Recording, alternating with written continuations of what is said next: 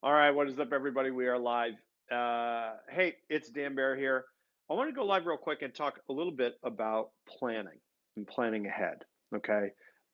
If you are investing, you are probably no stranger to planning and having goals and having a structure around what you want to do. In fact, you probably need that in order to have the amount of success that you've had in order to do any deals at all, right? And if you're still working on getting your first deal, you probably had to go get educated and join a coaching program or buy the book or do whatever. You had to have those goals in place in order to get out and get the knowledge that you need, because obviously, like, the knowledge for real estate investing is not super common. So you're probably no stranger to goal setting. But what I'm going to tell you is that you really need to be in touch with the numbers on your goals and on what your investor business is doing and on what your marketing is doing. You need to be in touch with those numbers pretty much every day.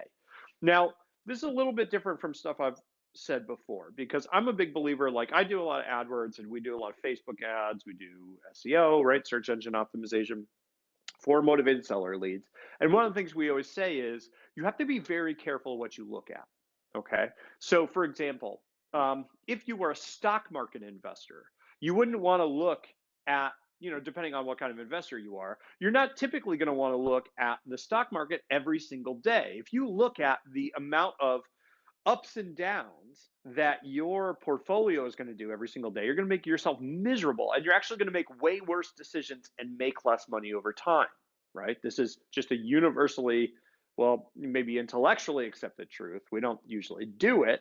A lot of people look at their stock market every day, right? But you're really not supposed to look at it every day. You're supposed to buy and hold, let it ride, right? Now, for investing and your marketing, that's also generally true as well. If you're running AdWords, for example, you do not generally want to look at your AdWords account every single day, because those numbers are going to go up and down. Your cost per click might go up or down. You might get no leads one day and 10 leads another day and 3 leads another day, nothing for a week, and who knows, right?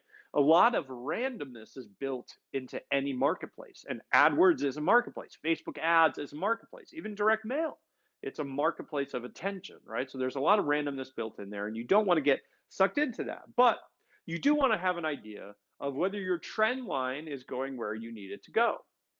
And one of the things I like to do is have what I call a data pulse. Now, a data pulse is the speed and regularity with which you check in on the data that you're running. So, for example, if you're running ads, you might say, okay, I don't want to check in every day, but I want to check in every week. I want to check in every other day, right? I want to check in and know what my numbers are. And you don't have to know what all the numbers are. You can pick one or two. Could be number of leads, could be cost per lead, whatever it is, whatever you think is indicative of whether you're moving towards your goal. But you want to have some regularity, some regular pulse at which you check in with these numbers, because the reason you're doing that is because you want to understand if the trend line is positive or negative and whether you're on pace to get you to your goals. If your goal is to do 3 deals in the next quarter, well, all right, you can break that down into number of leads and be like, all right, I have to get roughly this number of leads every week. And then you can check in on that. It's like, all right, if I need 7 leads a week, that's 1 lead a day. And you can check in with a regular pulse and say, like, are we on track? Are we are we on track to hit those numbers? And if you're not on track to hit those numbers, you can change what you're doing.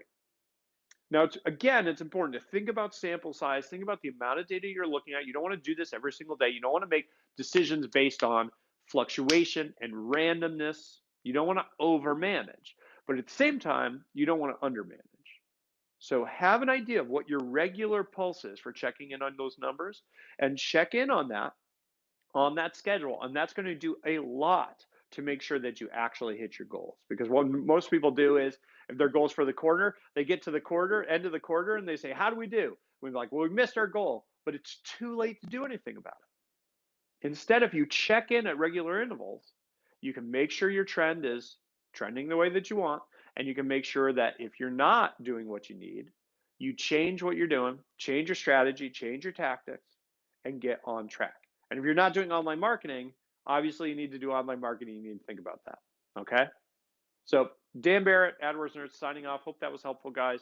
I'll talk to you soon. Remember, check your numbers, not too much, but check them. Cheers.